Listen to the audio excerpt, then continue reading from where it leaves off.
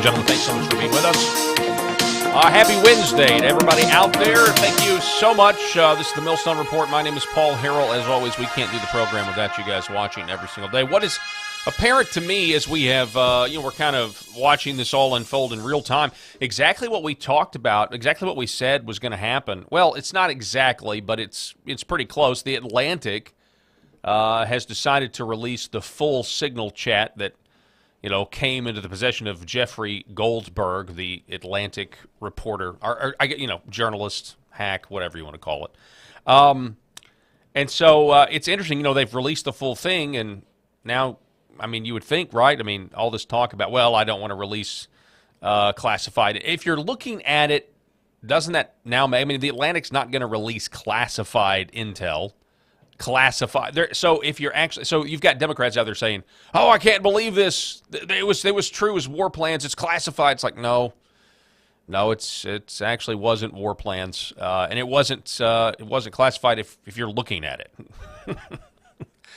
So we have that to talk about. A lot of fallout, though. Still, the main question there with all of this, and this is, I think, where most of our minds are, my mind anyway, is how did it happen?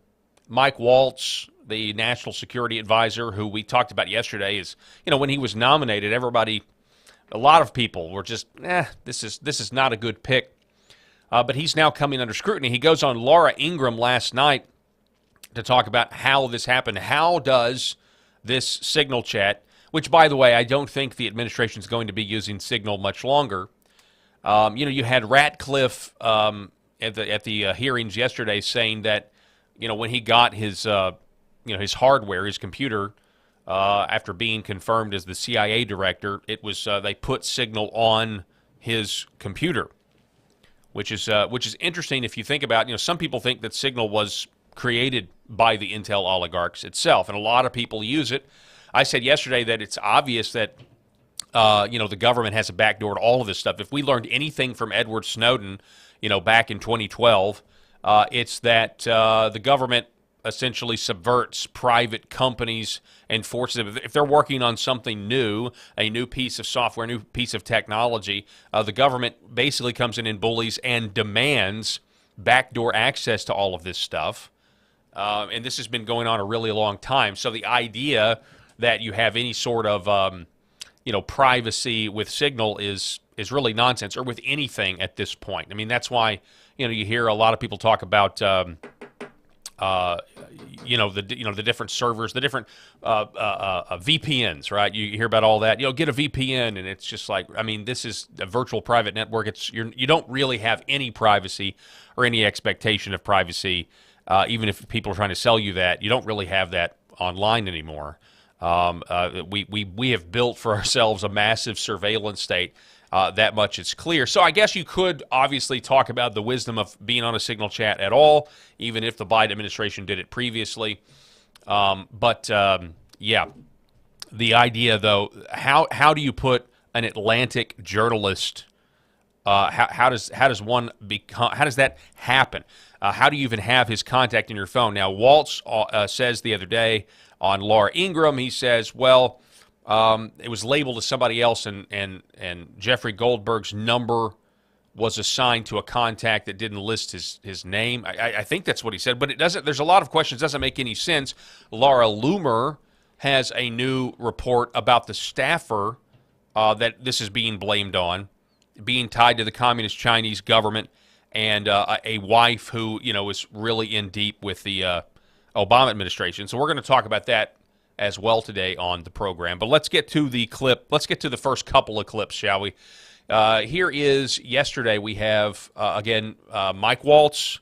He goes on Laura Ingraham, and it sounded like this. Everything's coordinated. But how did that execute number? I don't mean to be pedantic here, but how did the number? Have you ever had somebody's contact that shows their name, and then you have somebody else's number there? I never make those mistakes. Right? You got somebody else's number on someone else's contact. So of course I didn't see this loser in the group. It looked like someone else. Now whether he did it deliberately or it happened in some other technical mean is something we're trying to figure out. So you're. I built the group. My job is to. All right. So Mike Waltz is saying he's the one that built the group. Now, of course, we had an NBC report yesterday saying that this was a staffer that did it on behalf of Mike Waltz. So now I'm not even sure what's going on. Here's a little bit more of that interview. How did a Trump-hating editor of The Atlantic end up on your Signal chat?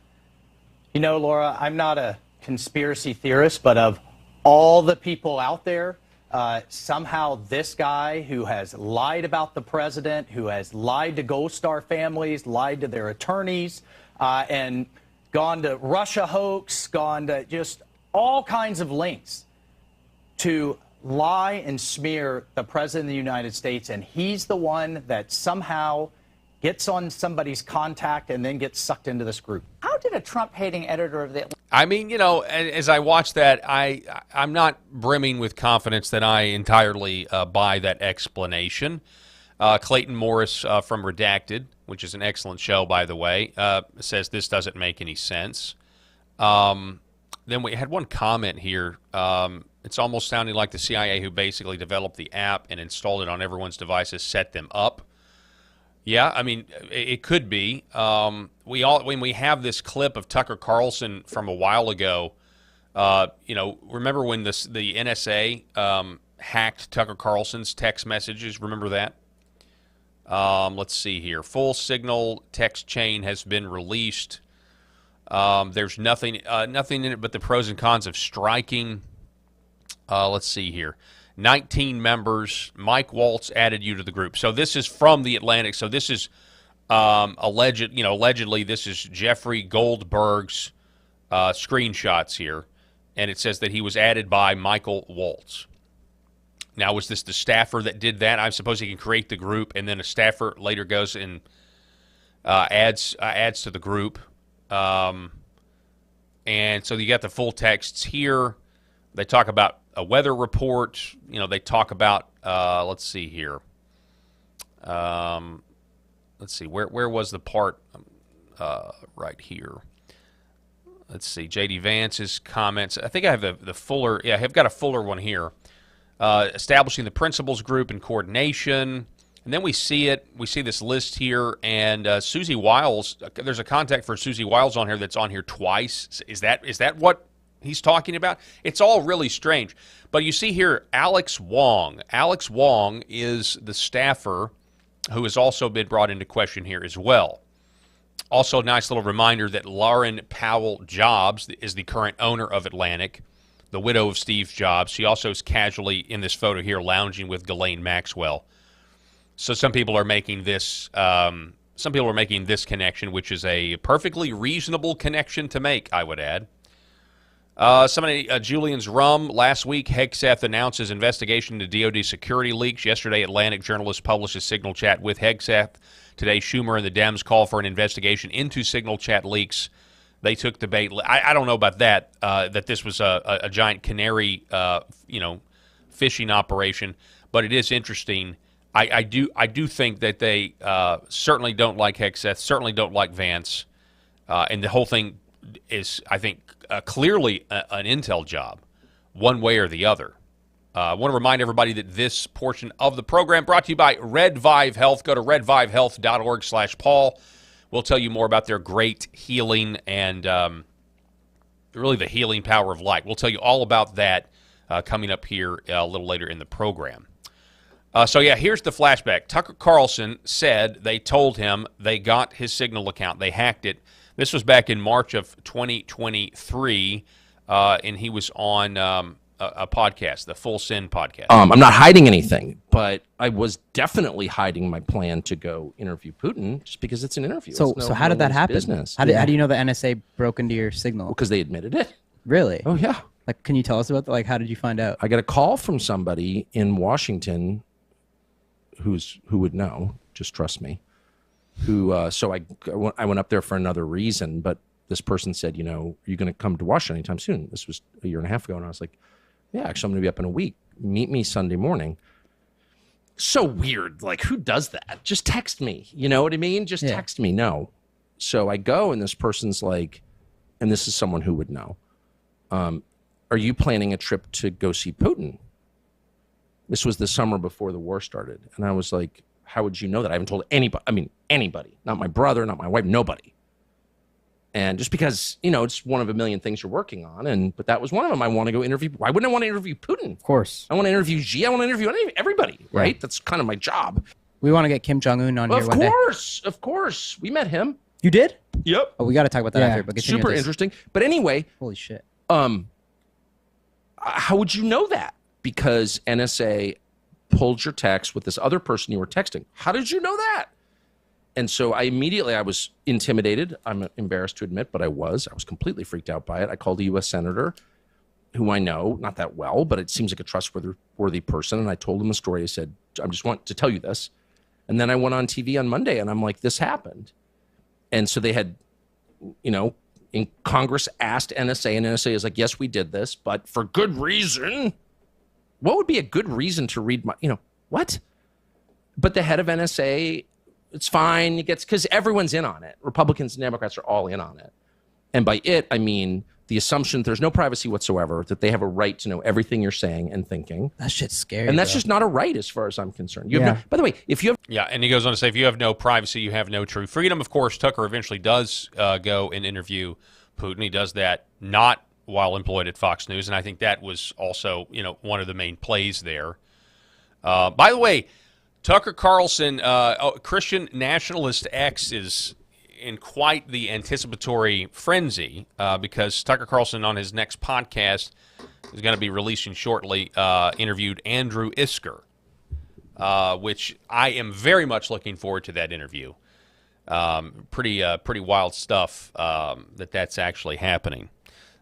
So anyway, stay tuned for that. I'm sure I'll be doing at least one show breaking down that interview with Andrew Isker and Tucker Carlson is going to be really interesting.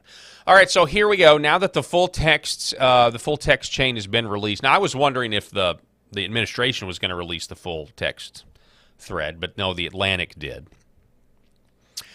Taylor Budowich says the Atlantic has already abandoned their BS war plans narrative, and in releasing the full chat, they concede they lied to perpetuate yet another hoax on the American people. So here are the attack plans that Trump advisors shared on Signal. So it was originally war plans, right? Trump shared, the Trump administration shared with me their war plans. Now they're changing the terms here. They're now saying that it's attack plans. Okay. J.D. Vance says it's very clear that Goldberg oversold what he had, but one thing in particular really stands out. Remember when he was attacking Ratcliffe for blowing the cover for a CIA agent? Turns out Ratcliffe was simply naming his chief of staff. Now all of the intel officials are back on Capitol Hill. I believe they're testifying in the House Permanent Select Committee on Intelligence today. They were in the Senate yesterday. And so Hegseth has responded now, and now that all of the text thread has been released, he says, so let me get this straight. The Atlantic released the so-called war plans, and those plans include no names, no targets, no locations, no units, no routes, no sources, no methods, and no classified information. Those are some really crappy war plans. This only proves one thing. Jeff Goldberg has never seen a war plan or an attack plan, as he now calls it. Not even close. As I type this, my team and I are traveling the Indo-Pacific Command region, meeting with commanders, the guys who make real war plans, and are talking to troops. We will continue to do our job while the media does what it does best, peddle hoaxes. Mike Waltz's reaction, since the Atlantic has released everything, says no locations, no sources and methods, no war plans. Foreign partners had already been notified that the strikes were imminent. Bottom line, President Trump is protecting America and our interests. Then we have this from earlier today. We have CIA Director Ratcliffe responding in today's hearings about what he had to sit through in yesterday's hearings. There's so much talk about this Atlantic article and about things that were said and that could have happened instead of a focus on what did happen. So my responsibility as CIA director, one of its responsibilities is to kill terrorists. And that's exactly what I did along with President Trump's excellent national security team. That's what we should be focused on. With regard to that article, I also would appreciate the opportunity to relay the fact that yesterday I spent 4 hours answering questions from senators as a result of that article that were intimating that I transmitted classified information because there were hidden messages. Those messages were revealed today and revealed that I did not transmit classified information, and that the reporter, who I don't know, I think intentionally intended it to indicate that. That reporter also indicated that I had released the name of an undercover CIA operative in that signal chain. In fact, I had released the name of my chief of staff, who is not operating undercover. That was deliberately false and misleading, and I appreciate the opportunity to reflect that my answers haven't changed. I used an appropriate channel to communicate sensitive information. It was permissible to do so. I didn't transfer any classified information. And at the end of the day, what is most important is that the mission was a remarkable success, is what everyone should be focused on here, because that's what did happen. Well, we can, we can say that. We can also say at the end of the day, maybe we don't need to use a signal software anymore. Eric Daughtery says, let's see. Okay, yeah, this is the text, and this is now the Dems are losing their minds over. This is the one that Jeffrey Goldberg did not put in his original reporting about the weather, about the first strike package in the times when those would happen. But I think the whole thing, honestly, I think the whole thing was certainly a setup. And there is, I mean, even if you look at the threads that we do have in the back and forth there, and they're actually trying to, I mean, the stuff, I still go back to what Vance said. The stuff about Europe, bailing out Europe once again. The stuff about, this is being inconsistent. This wasn't in the text thread that they published, but it was posted in the article, in the Atlantic article, about being inconsistent with Trump's agenda. And just the fact that they're even having those conversations is a positive thing, and I do not think that the typical look, I get it. Like the neocon force, it's still a big deal. I wasn't a fan of attacking the Houthis in Yemen because I don't want to start another war in the Middle East that sees American soldiers dead. I don't want to see us go to war with Iran or any of that stuff. But to look inside the inside baseball of what's actually being said, what's actually being talked about, I think clearly grates on the status quo or the previous status quo in a lot of ways. Specifically the stuff of calling out Europe. Now, I will say this. This report that Laura Loomer has dropped a couple of hours ago at this point is fascinating, and she has honed in on Alex Wong.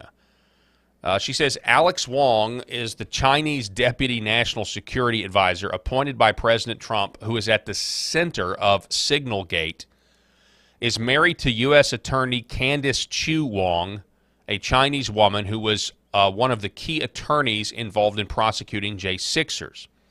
She writes, Alex Wong was appointed by President Trump on November 22nd of 2024 to serve as the assistant to the president and the principal deputy national security advisor under Mike Waltz.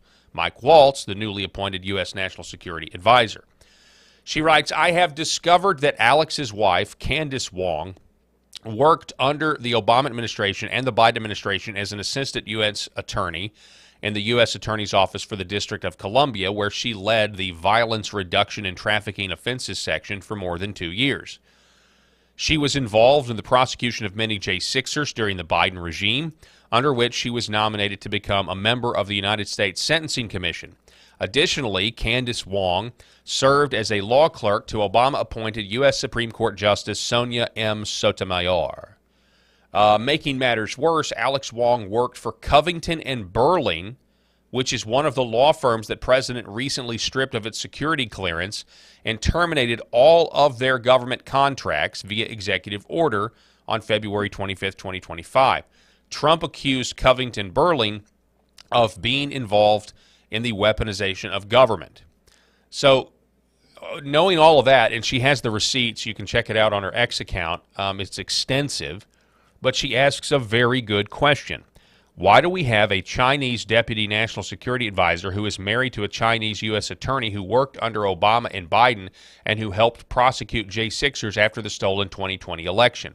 This is unacceptable, and given the Chinese connections, it really makes you wonder if Jeffrey Goldberg, the reporter from The Atlantic, was added to the Trump signal chat on purpose as part of a foreign op to embarrass the Trump administration on behalf of China. So she's saying, hey, this might have been a Chinese operation, not necessarily a Intel deep state setup job, which I don't know. I don't know. I I tend to think, the CIA or the remnants of the rogue CIA. I don't know. I mean, it's really difficult to say, how much have you really cleaned house, how much of this intel apparatus is still functioning. Certainly, they still have their claws in the mainstream media, but it's not saying that China couldn't be responsible for it also. Alex Wong should be removed from his position, and both he and his wife should be investigated by the FBI, she writes. Okay, and again, there's a lot of receipts here about this. She also says when President Trump was asked how Jeffrey Goldberg was added to the signal chat, Trump said, quote, "It was one of Michael's people on the phone. A staffer had his number on there." She says that appears to be a reference to Mike Waltz's Deputy National Security Advisor, Alex Wong. I wonder what type of vetting was done on Alex Wong and his wife. This is very concerning. Certainly, it is concerning when you have, a spouse that is embedded in the Obama administration, Sonia Sotomayor, these leftist circles. There's no doubt about that. Mark Mitchell, so talking about whether or not this is an intel op, Mark Mitchell of Rasmussen Reports reminds us he likes to go on Reddit. I really like Mark Mitchell. We got to interview him last year. He likes to go on Reddit and stalk what's going on, because Reddit is just essentially a bastion of leftism. It says the top 5 posts on Reddit, the R Politics section, are about Signalgate. He says, I was speculative on whether it was an intel op, but now that I see Reddit, I'm pretty sure it was. So you have to remember that Reddit is not only a place for leftism. It has been proven that it is not organic.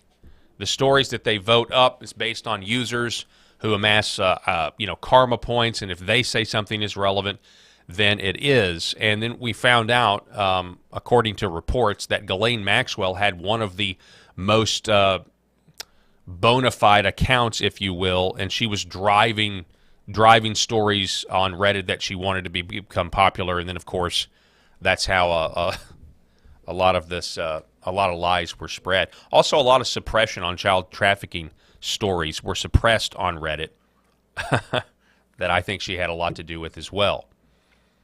So certainly interesting there. Before we go any further, we're going to get into these court cases and these activist judges. But before we go any further, I want to tell you about Red Vive Health and the great folks over at redvivehealth.org and /Paul. That's the link that you want to use. Why use red light therapy? Why use it? I want you to go to their website and research for yourself. If you're at all interested in red light therapy, you can click all across their website and find out the benefits of it and how it can support you in achieving your health and wellness goals that all of us have, especially as we are, in a world full of toxins and poison.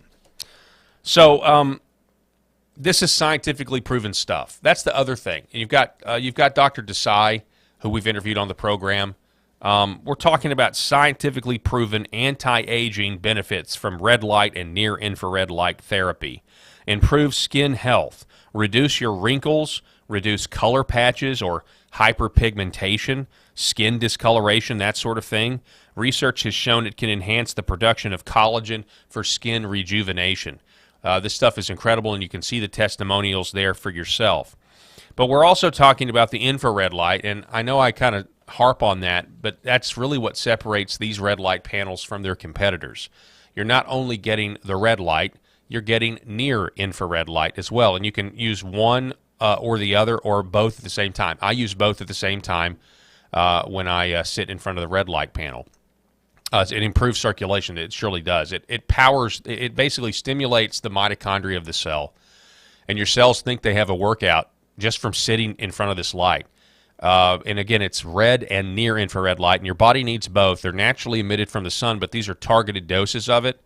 And this is a way to heal your body. This is a way to stay healthy. This is a way to cure ailments, maybe some you don't even know you have. The energy levels, the energy increase that I get from these panels are off the charts. You feel it, especially do it in the beginning of the day. You feel it all day long. Try it now, support the Millstone Report, and also get healthy. Go to redvivehealth.org/Paul. That's redvivehealth.org/Paul and experience the healing power of light today. Okay, back to this. We have this story. So they have essentially created for this is another reason. This is another reason why you know it's an op.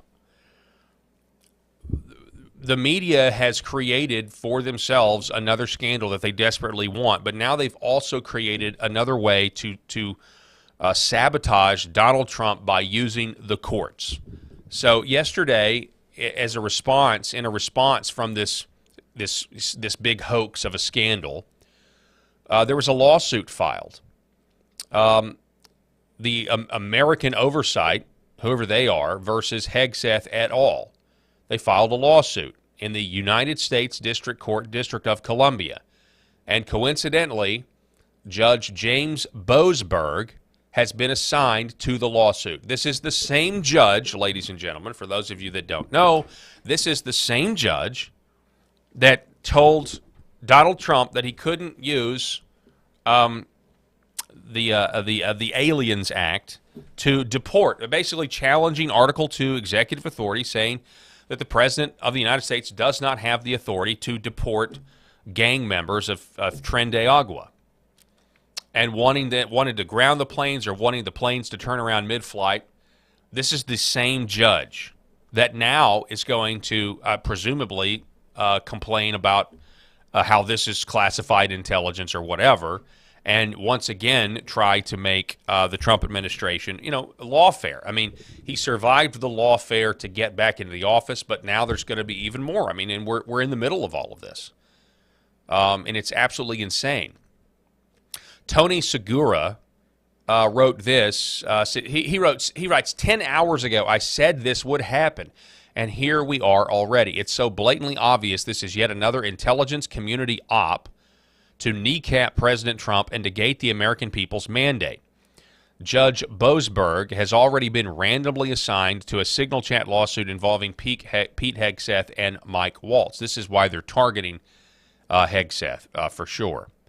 And this is what he wrote 13 hours ago. The FBI needs to immediately interview Jeffrey Goldberg, Alex Wong, and the partners at Covington Burling. Very soon, this is crazy, very soon the activist judges, also with ties to Covington Burling, who've had their security clearance stripped, will begin inserting themselves all in an effort to hurt President Trump. And, lo and behold, that is exactly what has happened. That has already happened. This Judge Boasberg is right back at it. And they, they always claim that these circuit judges are randomly assigned. I don't think so. Now, Mike Johnson, the Speaker of the House, has been criticized. We criticize him. He's not impeaching these judges. He's not holding votes. And I'm sick of it. I'm ready for something to happen. Derek Evans files this or posts this ABC report that was filed yesterday about the idea of Speaker Johnson potentially just defunding these federal courts, which he could do.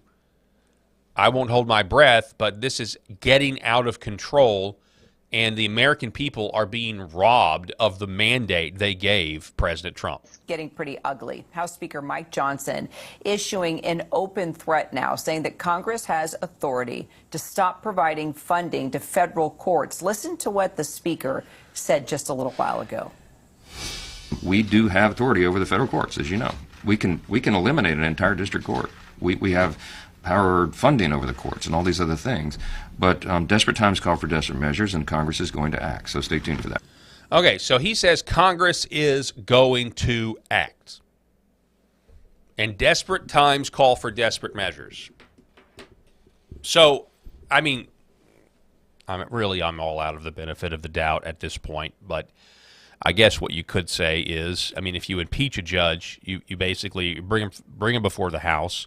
You're never going to get a conviction in the Senate, but you could bring him before the House, embarrass them, make their lives miserable, and essentially not really accomplish anything other than the spectacle of it all.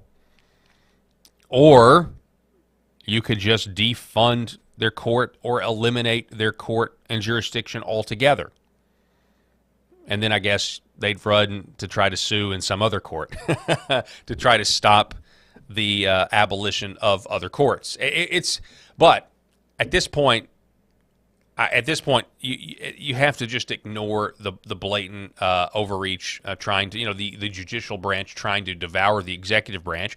And it's really ironic because it's the judicial branch of government that allowed the executive power to grow over the last 100 years. Many of these agencies, I mean, if we're really going to be by the letter of the law or the Constitution, which doesn't matter anymore, like I'm sorry, but the Constitution hasn't really been enforced for a very long time. All these executive agencies that Trump is now defunding are actually using to accomplish his agenda. They all violate the non-delegation clause, in my opinion, of Article 1, Section 1. All legislative powers herein granted are to Congress, and Congress then can vote to create these other agencies that create rules that are not laws, they're rules, but if you break the rules, you go to jail or pay a fine, which is the same thing that happens if you break a law.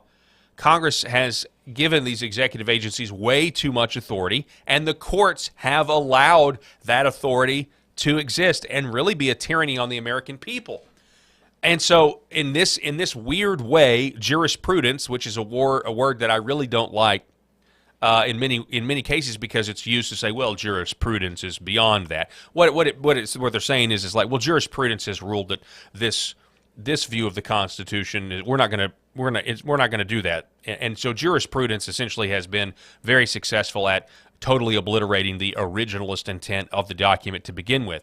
But here's a weird dose of irony. Now you have all of this jurisprudence that have given these executive agencies and the president, because that's what it is, the executive branch, all this power and all this authority. And now you have a guy that at least appears to be weaponizing these executive agencies against the deep state, against the swamp, against a giant government, trying to shrink it, trying to get rid of USAID and all this other stuff. Instead of it being weaponized against the American people, it's now being turned, the guns are being turned in on itself, and now they have a problem with it. They have a problem with it, and the courts are trying to, and I don't even know how they can do it, right? I mean,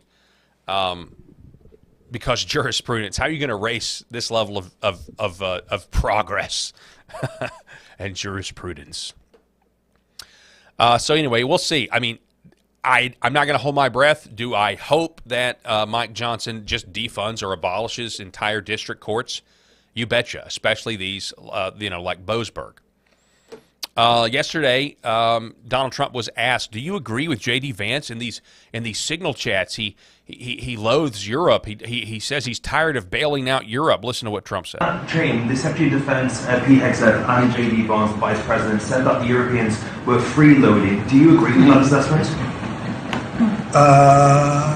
Do you really want me to answer that? Yeah, I think they've been freeloading. The European Union's been absolutely terrible to us on trade. Terrible.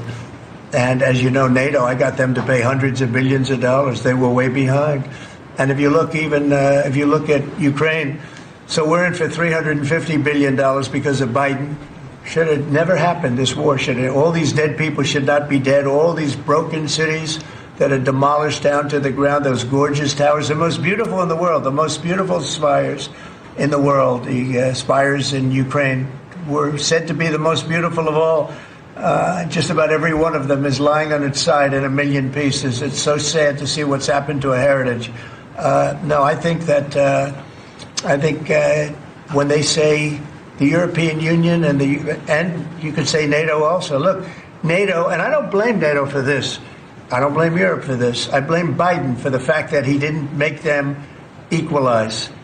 And to this day, I said to him, you got to catch up, you got to equalize. But why are they in for $100 billion and we're in for possibly $350 billion? So you have Trump there saying, yeah, I agree with my vice president. They are freeloaders. You got to love it.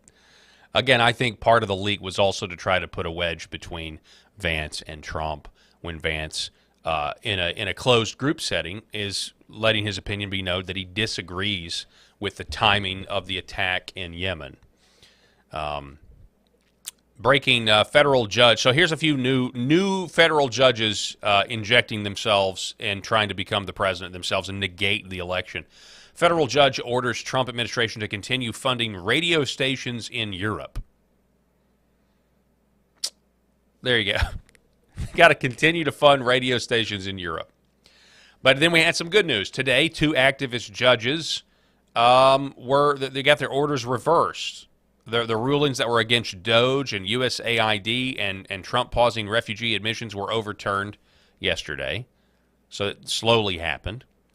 But then we have what I think is one of the most, I'm so glad this is an article, this is like the article of the year for me so far.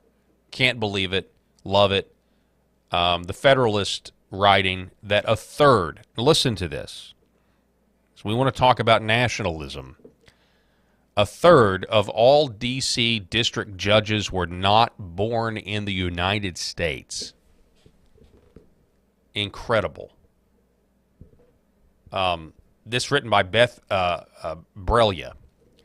Beth Brelia writes, a third of all D.C. district judges were not born in the United States. Of all the judges in the United States, all 5 foreign-born judges of the D.C. court managed to get their fingerprints on controversial Trump cases. Now, I'm telling you, this level of observation is fantastic. I mean, I'm just stoked that we are now starting to analyze, like, the country's a mess, and we're starting to analyze, like, why is it such a mess? And we're starting to look places where, traditionally you're not supposed to look, right? You're not supposed to say, well, maybe all of these judges are so against Trump because they actually come from different cultures that are just fundamentally not American, or not about, well, they're more from cultures that are more okay with strong men. And I don't know. I get, we also can talk about how America needs a strong man right now in a lot of respects, considering that the founding document of this country has been changed and altered and ignored, for sure for the last 60 years. Anyway, these are good questions to ask. She writes, the United States District Court for the District of Columbia, the source of many of the cases interfering with President Donald Trump's authority, has 15 judges, counting Chief Judge James Boasberg, and 5 of them were born outside the United States. While country of origin doesn't come up in most jobs, it is worth asking if judges with ties to foreign nations and cultures are the right ones to make decisions affecting the United States military or immigration. Now, yeah, that's a great point. On these specific issues, U.S. military, immigration, they're going to be... honestly, they need to recuse themselves at the bare minimum, if not step down altogether. The concept of foreign-born judges is a newer phenomenon in this district. In addition to the 15 main judges, the D.C. district has 10 older senior judges who still occasionally hear cases in the district. This group, nominated as far back as Ronald Reagan, the 1980s, were all born in the U.S. But starting in 2014, former President Barack Obama appointed Judge Tanya Sue Chutkan, born in Kensington, Jamaica. She was raised in the U.S. by 1979, attending George Washington University. Before sitting on any federal court, she had no experience as a judge. Chutkan is overseeing the legal challenge to Doge's work to slash excess government spending. Obama also appointed Judge Amit P. Mehta to D.C. Court. Mehta also had no previous experience as a judge. Mehta was born in Patan, Gujarat, India. He and his parents came to the U.S. when he was a baby, age 1. He was raised in Maryland. Mehta will oversee 4 J6 civil cases that aim to blame Trump for injuries and squeeze money, court time, and political embarrassment out of him. The other 3 foreign-born judges were nominated by former President Joe Biden. Judge Ana Cecilia Reyes was nominated in 2021, also with no prior experience as a judge. She was born in Montevideo, Uruguay, and moved to Spain, and while still a child, moved to Louisville, Kentucky, where she grew up. She is the first openly LGBTQRSTLNE, would you like to buy a vowel, Latina, to be appointed to this court.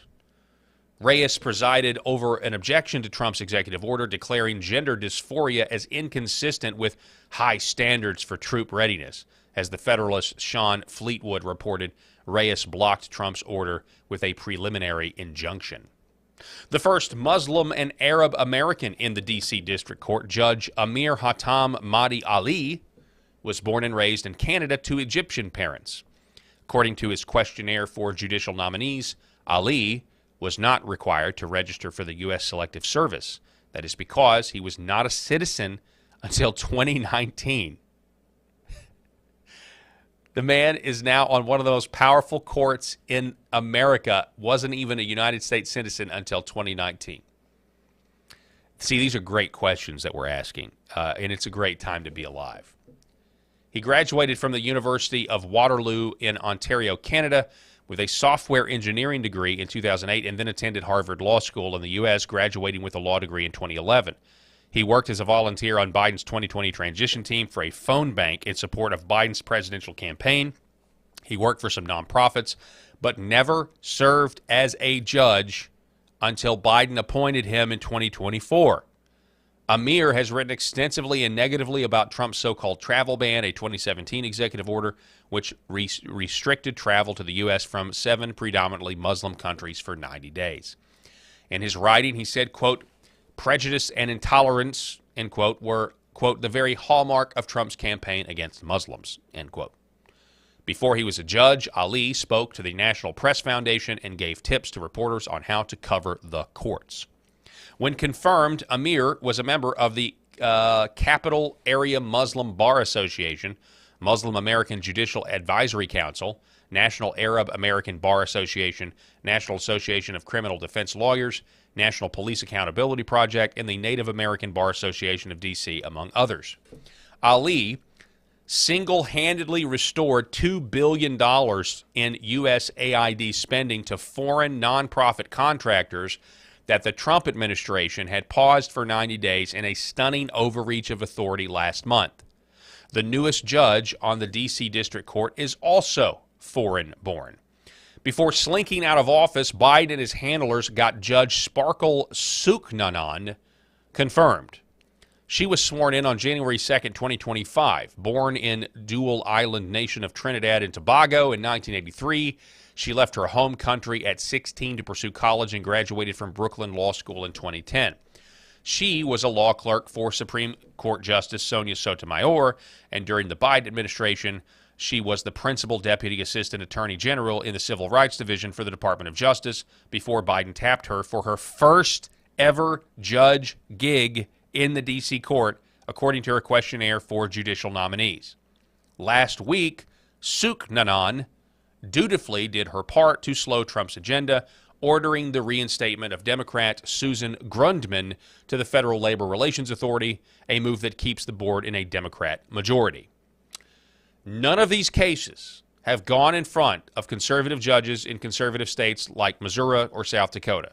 They all happen to land in the laps of judges that have spoken out or ruled against Trump or his policies in the past. Out of all the judges in the nation, all 5 foreign-born judges of the D.C. District Court managed to get their fingerprints on a controversial Trump case. The United States is in the midst of a soft coup, she writes. Not the violent kind that takes out a nation's leader, they tried that one, but one orchestrated by judicial actions that choke off executive power before our eyes. We've seen other obvious corrupt schemes in plain sight.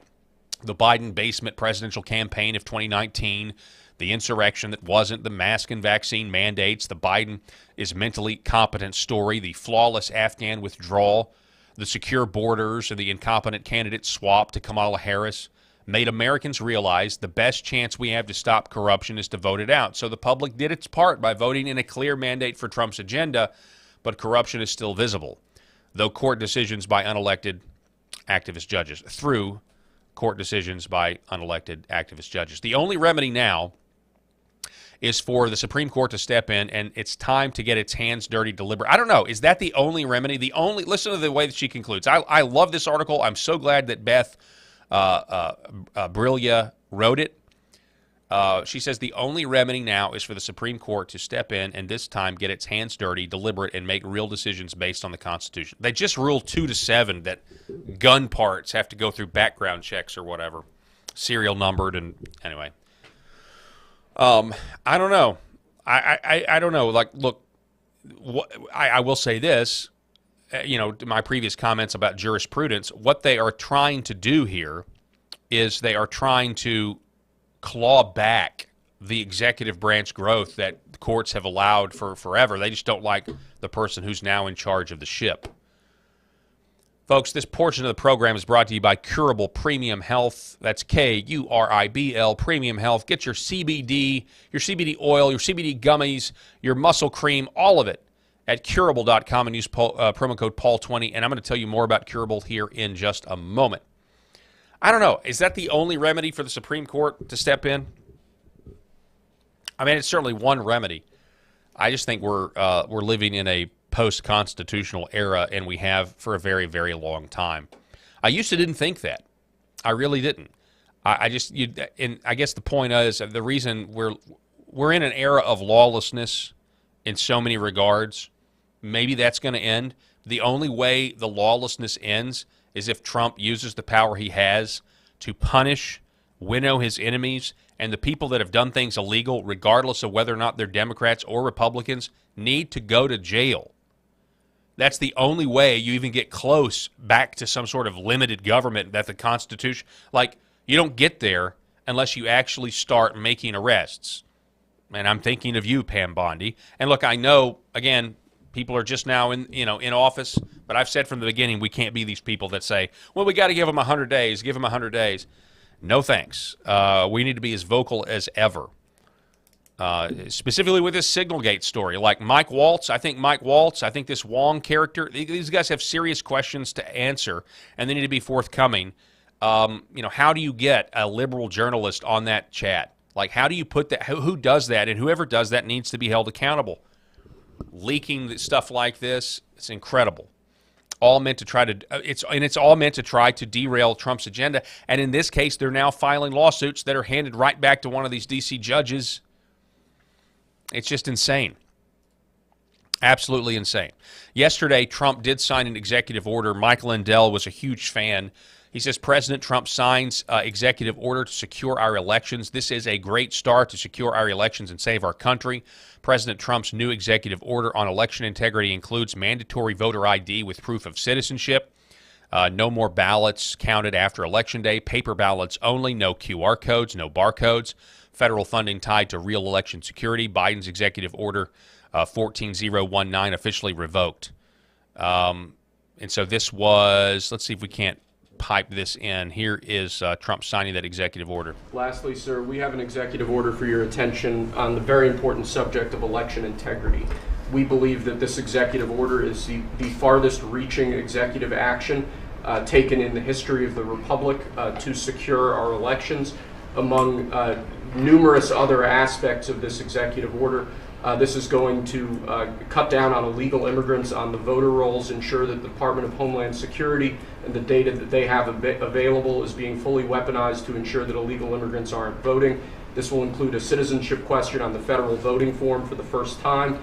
This executive order instructs the EAC to cut federal funding to states that don't take reasonable steps to secure their election. This calls on the Department of Justice to vigorously prosecute election crimes, particularly in states that we don't believe are in compliance with federal law around election integrity. I could go on and on for a while. I mean, look, I do think it needs to be a national holiday. I think that's what it needs to be. One-day voting. Selfishly, I just want a barbecue. I want an excuse to do a barbecue. I mean, it'd be a lot of fun. I mean, in my community, what would be fun is to just, there's certain polling places. That's what I would want to do. I'd go vote, but I mean, I'd get up at, I'd get up at 3 a.m. and put a brisket on and I'd have fun. Do some pop-up barbecue and go vote. I mean, I don't think there's anything more American than that, right? And the only way it could be more American is if you voted on the 4th of July, and set off fireworks afterwards. And of course, I'm talking about all things that under the Biden administration or the Kamala, in some other universe, the Kamala administration would consider me a domestic extremist or a potential domestic extremist because I barbecue and vote, believe in Jesus, and shoot off fireworks on the 4th of July. The greatest domestic threat. What else do we have? Before we go any further, I want to tell you about Curable Premium CBD and all of their great products over at Curable.com. Get your CBD from Curable Premium Health. They got incredible products, ladies and gentlemen. The gummies, they now have gummies with melatonin in them. They've got bath soaks. They've got tinctures flavored in the orange zest. They also have cinnamon you drop under your tongue for like internal body inflammation. A way to get some great sleep with Curable. You got to have sleep if you're going to recharge. The muscle cream, though, is my favorite. This is really what I want you to try. We're going to be talking with Justin Finneman here later in the week. And he's the head of the national sales at Curable. And the muscle cream is my favorite. This stuff works. You've got a sore, you've got an ache, you're playing tennis like I do, and you need some relief. That's the stuff that works. And then, of course, the gummies. I want you to buy the gummies as well and get a great sleep. 10 milligrams of CBD, then 3 milligrams of melatonin. So you're going to fall asleep, and you're going to stay asleep, and you're going to get a great rested you're going to feel relaxed, and you're going to feel rejuvenated. And so go to Curable.com. That's Kuribl. That's Kuribl.com, and use promo code Paul20 and save 20%. These are huge savings, and there's also some great shipping deals on there, free shipping for orders $75 and up. Give it a try. You will not be disappointed, but make sure you use that promo code Paul20 when you do. And we were just talking about Mike Lindell as well. So I'm going to be back in 1 minute. We're going to hear from our great friend, Mike Lindell. I hear every day about the products you all wish MyPillow carried. Well, guess what? We probably do. Slippers, bathrobes, pet beds, blankets, mattresses, sleepwear, loungewear, duvets, comforters, pot holders, aprons, oven mitts, and so much more. And they're all on sale. For example, get our best-selling standard MyPillows for only $14.98. Body pillows, $29.98. 6-piece bath towels or kitchen towel sets, just $29.98. Multi-use MyPillow 2.0s with pillowcase, $9.98. Save $40 on our Spring Percale and Giza Dream bedsheet sets. Any size, any color, and so much more. So go to MyPillow.com or call the number on your screen. Use your promo code to save up to 80% on all MyPillow products. And I've never done this before. When you spend $100 or more, you're going to get 2 standard MyPillows absolutely free. Yeah, so make sure that you're going to use promo code PH. Go to MyPillow.com, use promo code PH when you do. So we also had some other executive orders coming across yesterday. This was a huge one. We're talking about Crossfire Hurricane. And all FBI files are going to be declassified related to the intel oligarchs framing Donald Trump for treason, I think at least a couple of times. Next, sir, we have a presidential memorandum for your attention. This memorandum requires the immediate declassification of all FBI files relating to the Crossfire Hurricane investigation. This was obviously one of the instances of the weaponization of law enforcement powers of prosecution against you and others. We believe that it's long past time for the American people to have a full and complete understanding of what exactly is in those files. Which gives the media the right to go in and check it. You probably won't bother because you're not going to like what you see. But this was total weaponization. It's a disgrace. Should never happen in this country. I wonder where the investigation is on James Comey and the honeypot. Remember that? There's a Kash Patel announced that there's an investigation. This was a few weeks ago about James Comey intentionally putting women in Trump's campaign as a honey trap to get information. But now you'll be able to see for yourselves, all declassified. Is that correct? There's the signature. All declassified. Also had a pardon of Hunter Biden's business partner Devin Archer. First, we have a pardon for Devin Archer. Devin Archer was a former business partner of the Biden family. He's was prosecuted relating to a fraud investigation, but notably, the tone and tenor of that prosecution changed dramatically after he began to cooperate with congressional investigators and serve as a witness against Hunter Biden and the Biden family. We believe that was an injustice, and therefore we're asking you to pardon him. And many people have asked me to do this. I think he was treated very unfairly. And I looked at the records, studied the records, and he was a victim of a crime, as far as I'm concerned. So we're going to undo that. And so, inquiring minds want to know just how much information has Devin Archer divulged. And, we have the announcement a couple of weeks ago that, Trump thinks that those pardons, the pardons of Liz Cheney and the Biden family, are actually not valid. So you do wonder, is anything actually going to come of that? I'm not holding my breath. Again, I would love for love for actual justice to be done. Whether or not that's actually going to happen, I don't know. But I think this, not to take the black pill. But here's the black pill. If Donald Trump can survive assassination attempts and then get shot in the ear, get back into power, and still not put the people responsible for all of this behind bars, it will never happen. So if it doesn't happen in these circumstances, I feel like it's very unlikely anybody.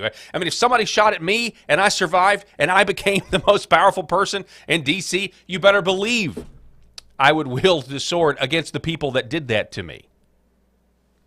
But, that's just my 2 cents. I say all of that and still will be a black pill bulimic. The Lord God in heaven is in control of all of this, of all the affairs of men. And so we're along for the ride. We think we're driving. This is true in big. This is true in the big scope of things, and this is true in the in our individual lives. It's really it's really good to think of it in individual lives. What I've learned is, I think that I'm actually driving, right? Like a man makes plans, but the Lord actually establishes his steps. So you think you're in the driver's seat, and a lot of times when you do, that's when you want to control things. That's when you'll panic if things don't go your way. But you need to realize you're not actually in the driver's seat. Okay, God is in the driver's seat, and you're holding on. You're holding on to the back of the headrest. Okay, that's what's really going on in all the affairs of men, and that's something I have to preach to myself on a daily basis, and I fail to believe that a lot of times with my own actions and thoughts. Anyway, that's all the time that we have for this edition of the Millstone Report. God bless everybody out there watching. We will see you tomorrow. Unless I'm providentially hindered, I will be wishing you a happy Thursday. Until then, enjoy the rest of your Wednesday. God bless.